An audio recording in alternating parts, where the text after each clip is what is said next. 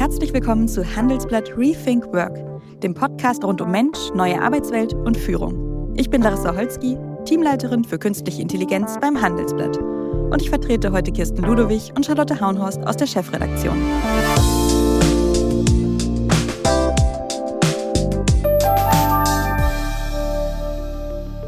Heute geht es um ein Thema, das viele umtreibt: die Auswirkungen von künstlicher Intelligenz auf die Arbeitswelt.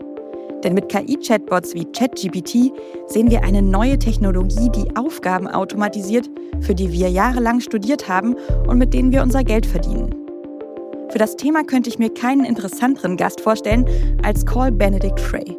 Er ist Wirtschaftswissenschaftler, Wirtschaftshistoriker und Professor für AI and Work an der Universität Oxford. Bekannt ist er unter anderem für eine 10.000-fach zitierte Studie, mit der er schon vor 11 Jahren geschätzt hat, dass 47% aller Jobs automatisierbar sind. Um herauszufinden, was da auf uns zukommt, schaut Frey ausgerechnet in die Vergangenheit. Und er zeigt auf, was wir aus technologischen Umbrüchen wie der Industriellen Revolution für eine mögliche KI-Revolution lernen können. Im Podcast sprechen wir darüber, welche Jobs KI wirklich gefährden wird, warum besser gebildete Menschen sich eher gegen KI am Arbeitsplatz wehren und was er von Streiks gegen den Einsatz von künstlicher Intelligenz hält. Das Gespräch haben wir auf Englisch geführt. Welcome to our podcast Rethink Work, Carl Benedikt Frey. Thank you for joining us today. My pleasure. You are a professor of AI and Work, which is such an interesting title, but tell us, how should we imagine your work? So what are the specific questions you're researching right now? Well, in the end of the day, I'm just an ordinary academic economist with an interest in artificial intelligence and labor markets. So my day-to-day work is quite similar to any other professors. It involves teaching, it involves some admin, and most importantly, doing research. And so what we're focusing on is how AI is transforming the labor market, what it's likely to mean to productivity growth, inequality, and also sort of geographic disparities in growth and new job creation. Most of our work in the past has looked at automation applications of AI in particular. That doesn't mean that we're not interested in questions around sort of new industries emerging, new activities, startups, etc. But it's a lot harder to forecast or try to foresee. And so since we're dealing with the present and the future, we also sort of often run up against that bottleneck. Yeah, and you're both an economist and an economic historian. And I remember you once said it makes no sense for economists to be history deniers. What do you mean by that? Well, in the end of the day, the only thing we have to go on is the past, right? That's the only part of existence and for which we have any data.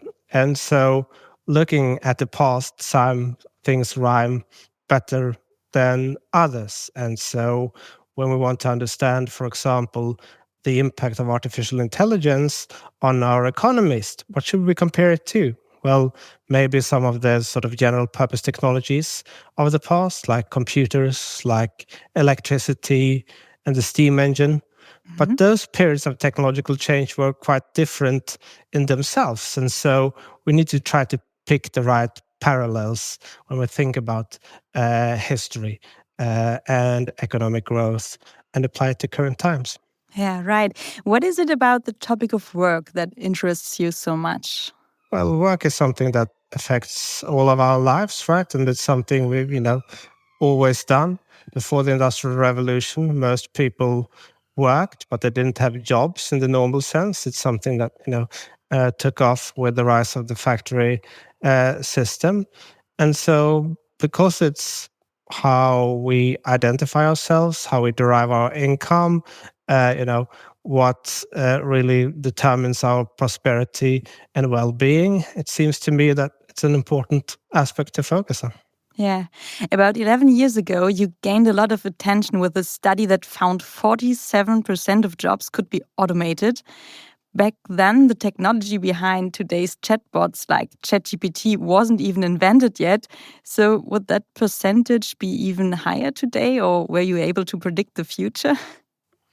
Well, so I think back then we were not just looking about looking at artificial intelligence. So we're looking at more broader spectrum of automation technologies, including robots and mobile robotics, such as driverless cars. Some of the things that we expected to arrive back then haven't materialized yet, right? So driverless cars is one such example. We have a lot of occupations, particularly that we estimated are at high risk of automation, relate to transportation, logistics, material moving. We see that happening in harbors, in mines, in more structured environments. And of course, now we have autonomous taxis in a few cities around the world. But the technology has not quite developed as rapidly as we thought back then. And so those occupations have not really felt the force of those developments yet, but are still likely to do it going forward. When we look at generative AI in particular, so it's clear that chatbots, for example, are much better today than they were back in 2013. And so I think, there are a range of occupations which, center on communication and sort of complex social interactions that weren't exposed then, that are potentially exposed now. But at the same time, I do really think that, AI is making in-person communication more valuable.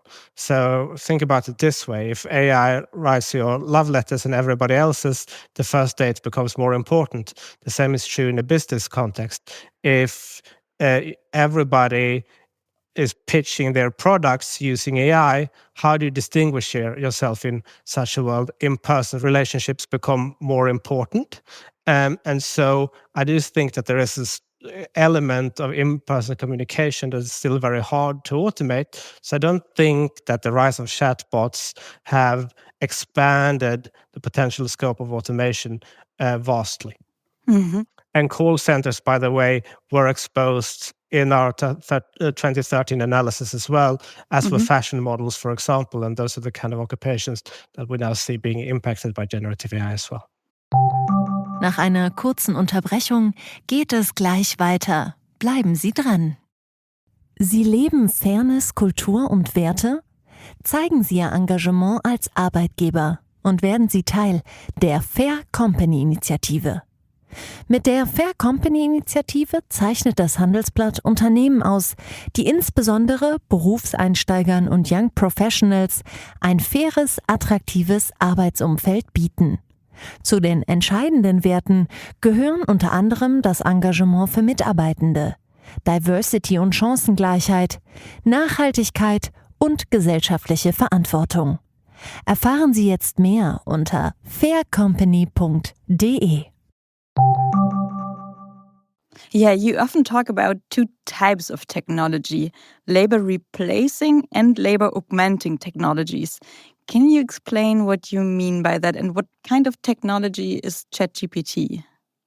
That's an excellent question. So if you think of a technology like, the automatic elevator, all it did was replacing the operator. It doesn't matter how many skyscrapers we build today, the elevator operator is not coming back, right?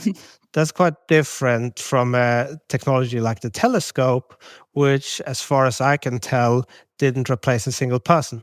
All it did was allow us to look at the moons of Jupiter for the first time and begin to, explore the universe.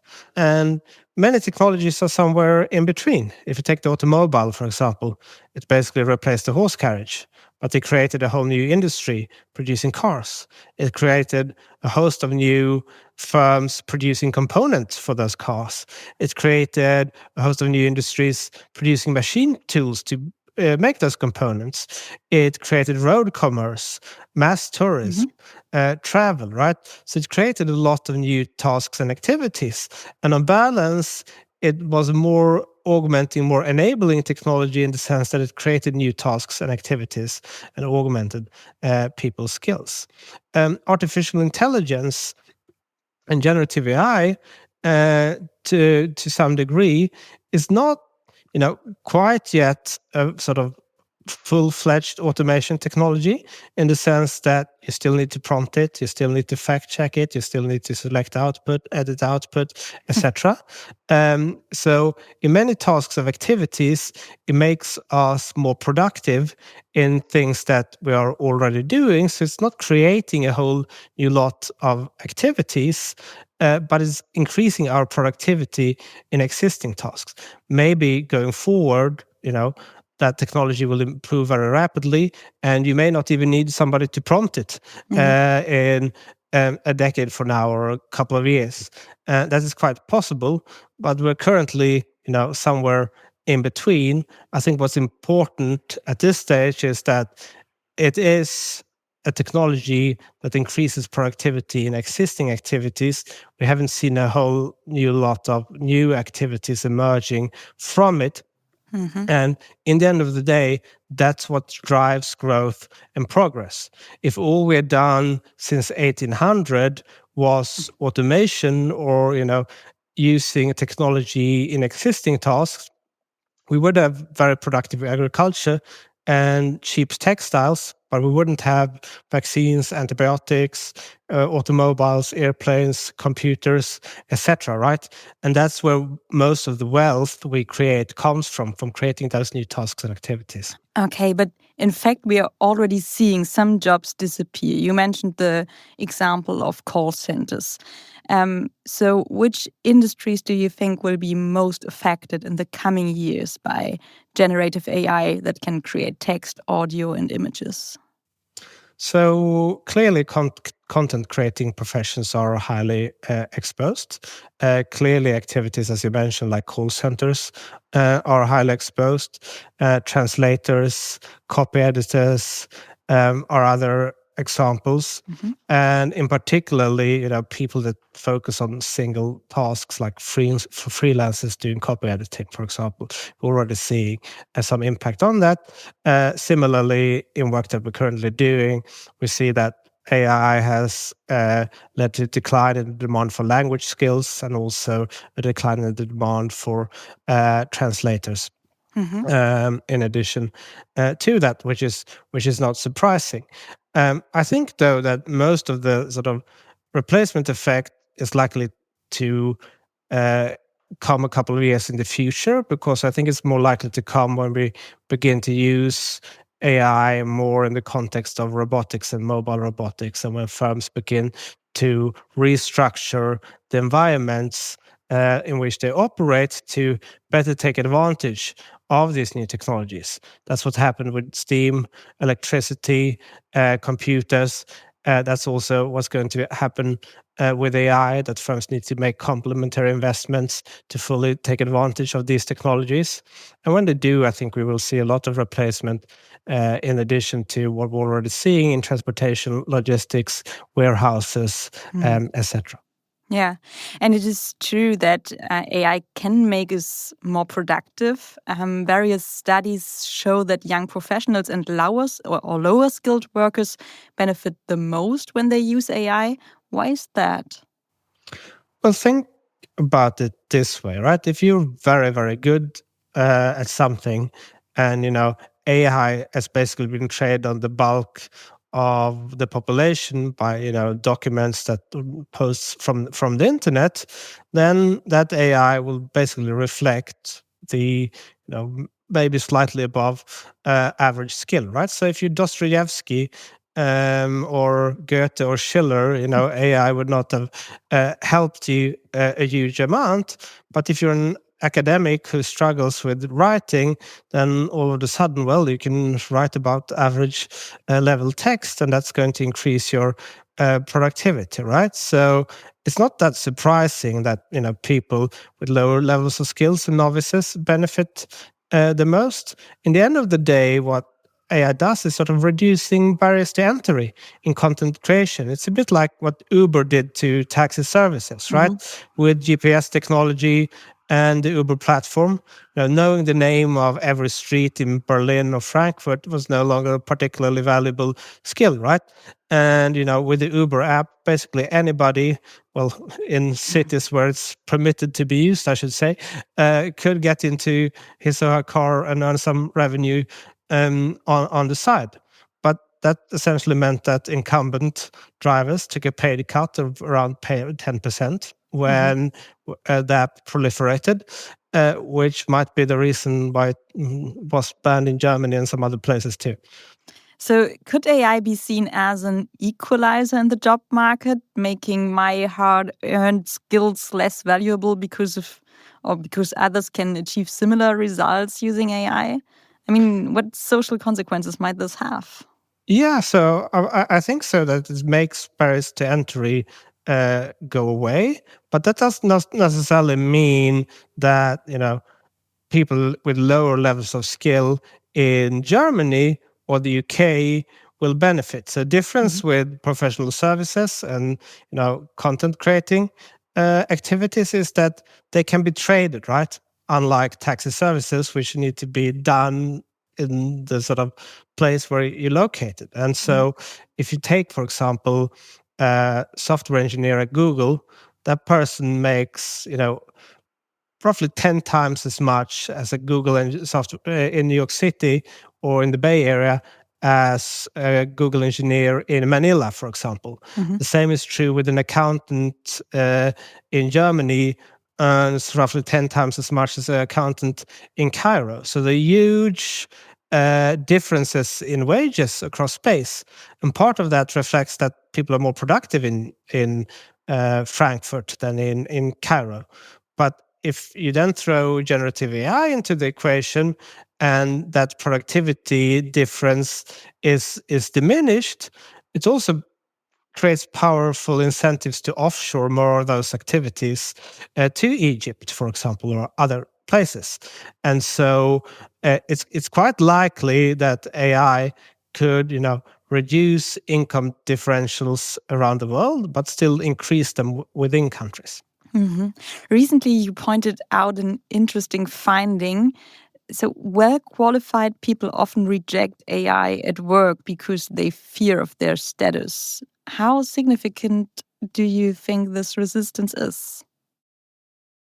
Well, look, the resistance when people lose out to technology is always there, right? And it was there during the first Industrial Revolution with the Luddites that rioted against the mechanized factory. The difference, obviously, in the UK was that the Luddites were unsuccessful, whereas in Germany, the craft guilds were actually successful. Maybe we should say that the Luddites are the Maschinenstürmer in German. Well, right, and so it depends on their political clout and the bargaining power they have, right? When lamplighters were automated away, well, the lamplighters union disappeared as well.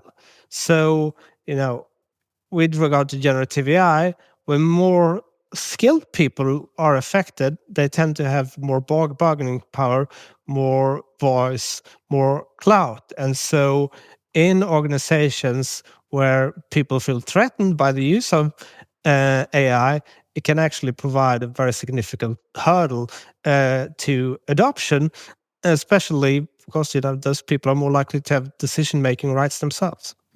However, my impression is that it's actually the better educated who are testing out these tools. And many bosses now tell their employees, don't worry about being replaced by AI, worry about being replaced by people who know how to use AI. So is there some truth to that? Well, I guess for the first time now, we have a lot of people using a technology at work that the firm has not provided them with, right? So, firms may have policies whereby, they restrict the use of technologies like ChatGPT, but people still use them, right? So that's sort of fairly hard to control. So I think what we're currently having is very much a situation where people within larger organizations that may feel threatened in terms of the skill might advocate non-use but still use it themselves. But obviously that is entirely speculative. Interesting. In 2019, you published a book, The Technology Trap, Capital, Labor and Power in the Age of Automation. In it, you argue that the Industrial Revolution could have started much earlier if there hadn't been strong resistance from workers against new technology. Could you briefly explain this idea? Yeah, so basically the technologies of the Industrial Revolution, with the exception of steam, which was actually a latecomer to the industrialization process, were very simple. And they could easily have been invented, a millennia earlier. And so a question is, why were they not? And the question is, why were they first invented in Britain? And I think there are numerous explanations for this. And, there's often a range of factors coming together. But the key one was the prevalence of craft skills, which essentially controlled the profession. And they had some positive impacts on innovation in the sense that, they functioned as communities where they shared experiences and skills and, technological knowledge.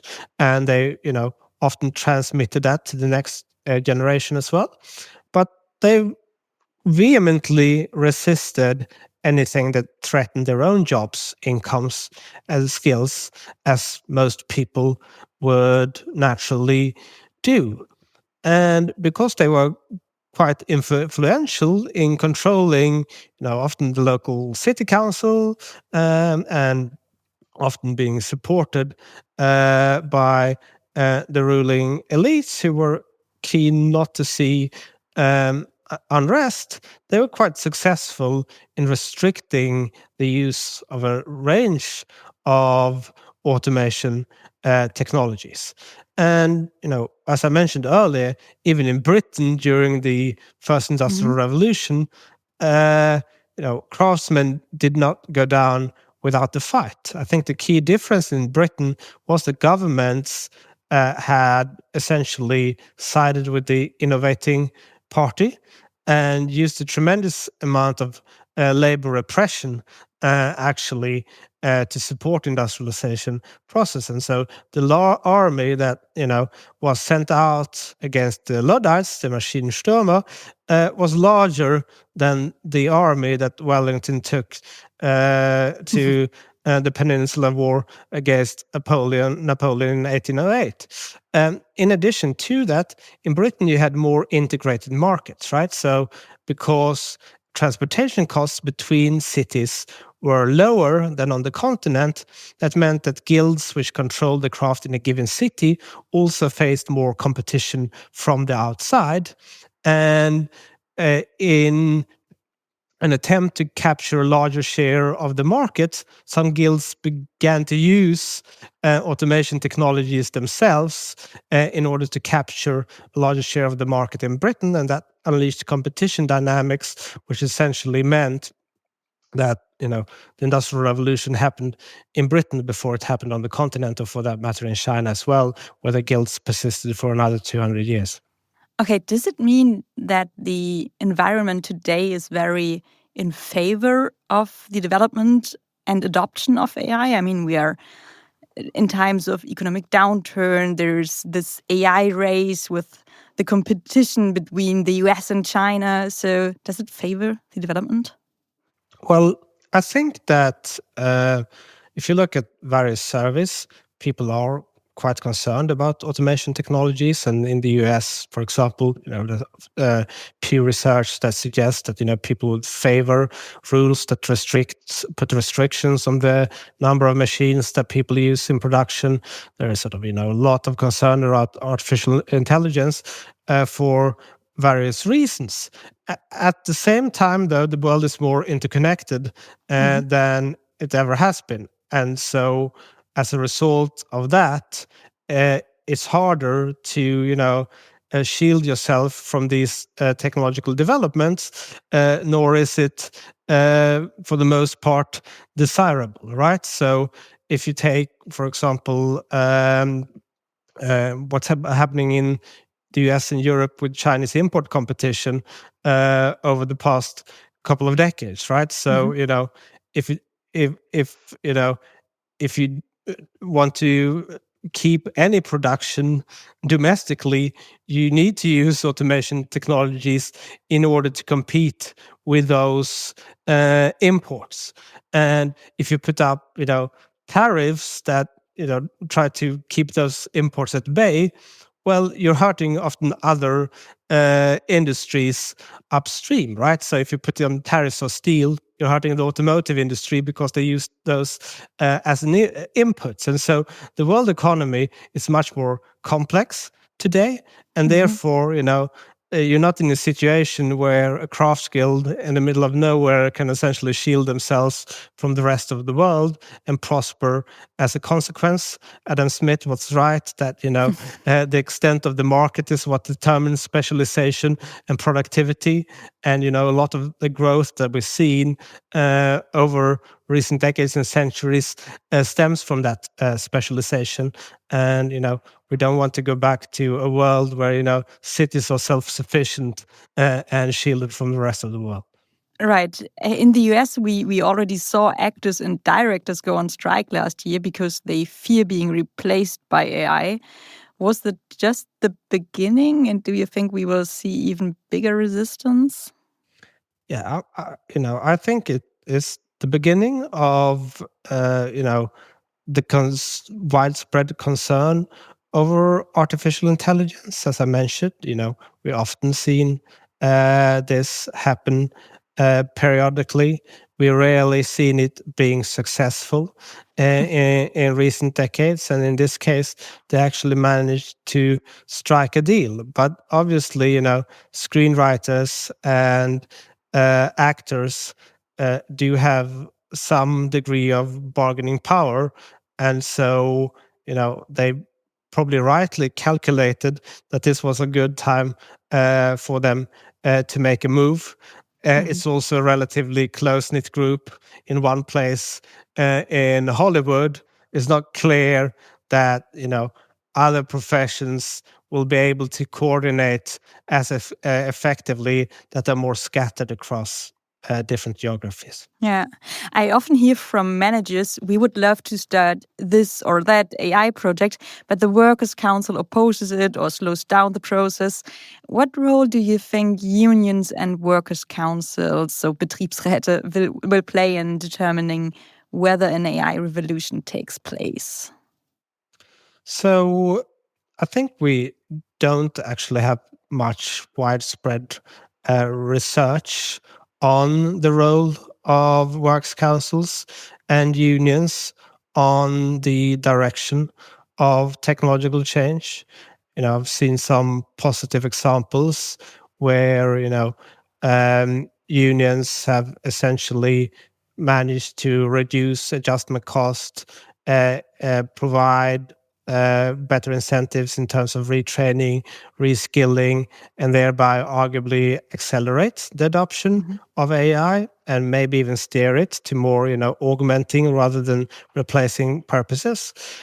There are also cases where, unions are essentially acting as cartels and are blocking the introduction of technologies that undermine their skills and undermine competition, right? So, if you ask yourself why there are few railroads in a country like Argentina, well, the reason for it is that the lorry unions don't like competition, and as a consequence of that, they don't want railroads. So it's very hard to, provide a generalized theory of whether it is good or bad.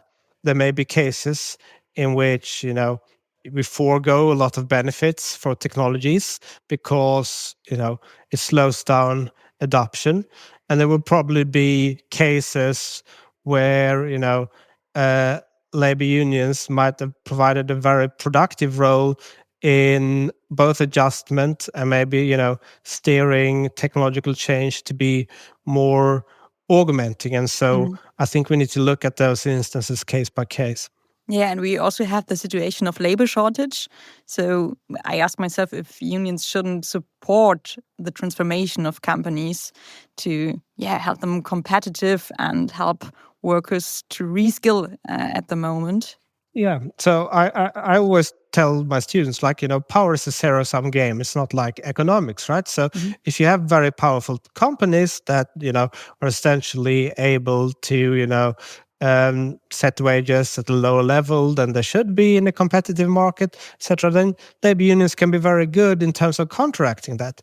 But then, if you have a very competitive market with a few small companies and extremely powerful labor unions, then, the balance tilts in the other direction. And so, we need to, we preferably want to be in an environment where, these different interests balance out in a productive way. Nach einer kurzen Unterbrechung geht es gleich weiter. Bleiben Sie dran. Die Geschichte der Wirtschaft ist voller Verbrechen, Lügen und Skandale. Betrüger, die Länder erfanden, Zentralbanken austricksten und sogar den Eiffelturm verkauften. In unserem neuen Podcast Vivo History Financial Crimes tauchen wir tief in die spektakulärsten Fälle der Finanzgeschichte ein. Jeden zweiten Samstag eine neue Folge auf vivo.de und überall, wo es Podcasts gibt. Yeah, the term AI revolution is already widely used, and I myself used it during this podcast. Do you think this is appropriate, or when would you say it's truly justified to call it a revolution? Well, most technological revolutions in the end of the day are evolutions. So, right, if you look at the productivity of electrification for the first 4 decades or so, it basically wasn't much of an impact at all. And with the steam engine, it took 8 decades to really show up in the productivity statistics. Computer took a couple of decades as well. And so, in productivity terms, it's almost always an evolution. But obviously, when a new technology arrives, there can be, a revolution in terms of innovation and excitement. So, I do think that artificial intelligence is a technology that is extremely transformative. But, whether you call it a revolution or not is, it's a matter of definition. And so, I'm okay with people calling it revolution or evolution or whatever they like. Yeah. In an update to your study, you wrote once, the easier a job is to do remotely, the more likely it is to be automated. Why is that? It almost sounds like a warning against working from home, I guess.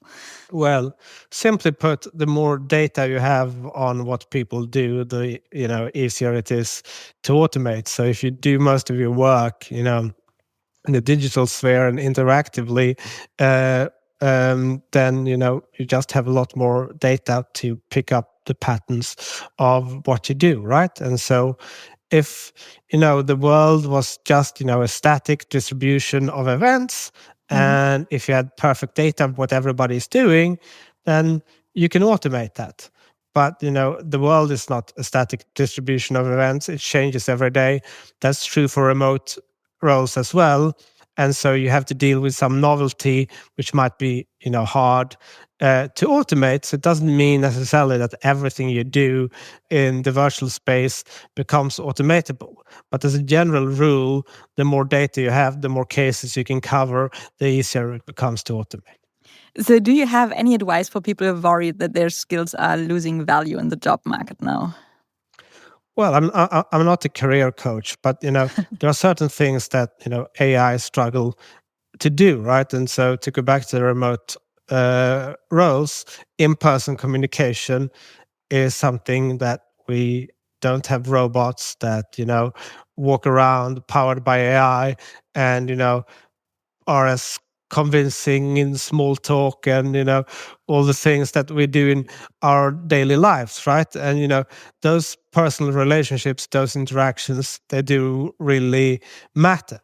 So in terms of working remotely or not, reason to come into the office is to build up that managerial capital, go out to see clients to make the case that you're adding value that an algorithm cannot. And I think if you do those things, you have a better case to remain employed. in addition to that, as I mentioned earlier, the world is not a static distribution of events. It changes, and that means that AI will struggle with some of those patterns. So if you're working in a field which is very prone to change, then you're also less likely to see your role being automated away. Okay, and how do you assess the impact of AI on your own job? Many surveys show that people often believe their own work is less likely to be automated than others.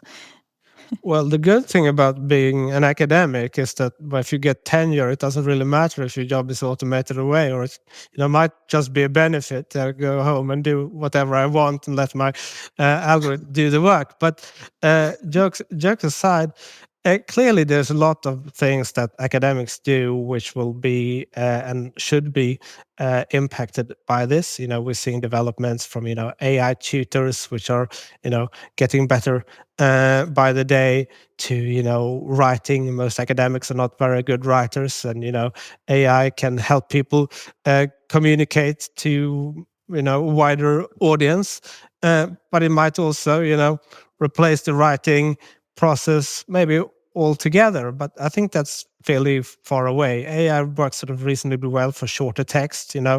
It's not gonna tell you whether the chapter you're written is on the right or the wrong topic. It's not gonna tell you whether it has the right or the wrong structure, because it's essentially not within the sort of linear possibilities it's been trained on. And so those type of activities, I think, are reasonably safe for now. But everything we do, from statistical analysis to writing to teaching to much of the admin work, is being impacted by AI for sure. Yeah. So I hope that the production of podcasts will not be automated so far, where we see already those tools that do that very good. But it keeps interesting to talk to people like you. Carl Benedikt Frey, thank you for these fascinating insights. It's been an absolute pleasure. Thank you for having me. Thanks. Und wenn Sie jetzt über alle Entwicklungen im Bereich KI auf dem Laufenden bleiben wollen, dann empfehle ich Ihnen unseren KI-Briefing-Podcast. Darin gibt Ihnen meine KI-Stimme jeden Freitag das News-Update zu künstlicher Intelligenz. Dazu gibt es noch für alle Hörerinnen und Hörer von Rethink Work ein Spezialangebot. Unter handelsblatt.com/mehrkarriere können Sie das ganze Handelsblatt digital lesen. 4 Wochen lang für nur 1 Euro.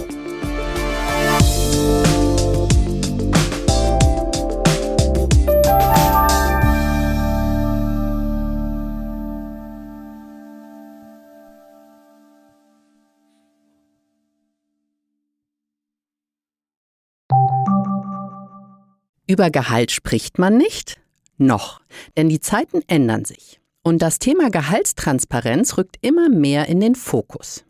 Die EU hat 2023 eine neue Richtlinie verabschiedet, die Unternehmen ab 2026 verpflichten wird, offener mit Gehältern umzugehen. Was das für Unternehmen bedeutet und wie sie sich optimal darauf vorbereiten können, darüber spreche ich heute mit Felicitas von Rauch. Sie ist Head of Compensation Partner bei der Stepstone Group. Bevor wir ins Detail gehen, kannst du uns kurz erklären, was genau diese Richtlinie beinhaltet? Also die EU-Entgelttransparenzrichtlinie, ein sehr langes Wort, zielt darauf ab, die geschlechterspezifischen Lohnunterschiede zu verringern, also den Unterschied der Gehälter zwischen Mann und Frau. Und dabei gelten 3 Pflichten für Unternehmen. Das ist einmal, dass Unternehmen künftig ihre Gehaltsinformationen bereits im Bewerbungsprozess offenlegen, also zum Beispiel schon in der Stellenanzeige. Zweitens, dass die Unternehmen einen Bericht über den sogenannten Gender Pay Gap veröffentlichen müssen. Und dann drittens, und das ist eben ganz wichtig, haben Beschäftigte das Recht, eine Auskunft über ihre Bezahlung im Vergleich zu KollegInnen zu erhalten. Und vor allem auch, nach welchen Kriterien das eigene Gehalt festgesetzt wurde. Ab wann kommen diese Pflichten und gilt das für alle Unternehmen? Ja, die Richtlinie tritt ab 2026 in Kraft und gilt für Unternehmen ab 50 Mitarbeitende. Dabei gibt es noch ein paar Unterschiede, je nach Unternehmensgröße, welche der 3 gerade genannten Pflichten gilt und ab wann. Typischerweise gilt, je größer das Unternehmen, desto früher gelten die Pflichten. Und wie können Unternehmen jetzt vorgehen, damit sie rechtzeitig fertig sind, wenn die Richtlinie kommt? Also Simone, du musst dir vorstellen, Gehälter anzupassen und Gehaltsstrukturen aufzusetzen, braucht richtig viel Zeit und vor allem richtig viel Feingefühl. Gehalt ist, wie wir sehen, mit das sensibelste Thema für Beschäftigte und ist damit auch der Kündigungsgrund Nummer 1. Deswegen empfehlen wir Unternehmen, jetzt mit der Vorbereitung auf die neue Gesetzeslage zu starten und nicht erst 2026, wenn die Richtlinie dann im deutschen Gesetz in Kraft tritt. Ganz konkret, was können erste Schritte sein? Erstens, nehmt euch eine Betriebseinheit vor, zum Beispiel die Controlling-Funktion, und startet mit dieser Einheit. Dann kriegt ihr ein ganz gutes Gefühl für den Status quo und den Aufwand. Das Zweite ist, überlegt euch jetzt ein transparentes und objektives Entgeltsystem für euer Unternehmen und eben nicht erst in 2026. Und drittens, nutzt am besten die Gehaltsrunden dieses Jahr noch und auf jeden Fall 2025 und 2026, um eventuelle Lohnlücken zu schließen. Das klingt nach viel Arbeit. Wo bekommen Unternehmen Unterstützung? Stepstone hat unter stepstone.de/HR Wissen Kategorie Gehalt kostenfreie Informationen in Form von Artikeln, aber auch Webinaren zur Verfügung gestellt. Oder was ich natürlich mit Freude anbiete, ist, macht gerne einen unverbindlichen Termin aus mit unseren Gehaltsexpertinnen unter kontakt@compensation-partner.de. Und in dem Termin schauen wir uns ausnahmsweise kostenfrei eine Stelle aus eurem Unternehmen an und erörtern entlang dieser Beispielstelle, wie das Gehalt einerseits wettbewerbsfähig, aber eben auch compliant entlang der Richtlinie festgesetzt werden kann. Alles klar, danke schön.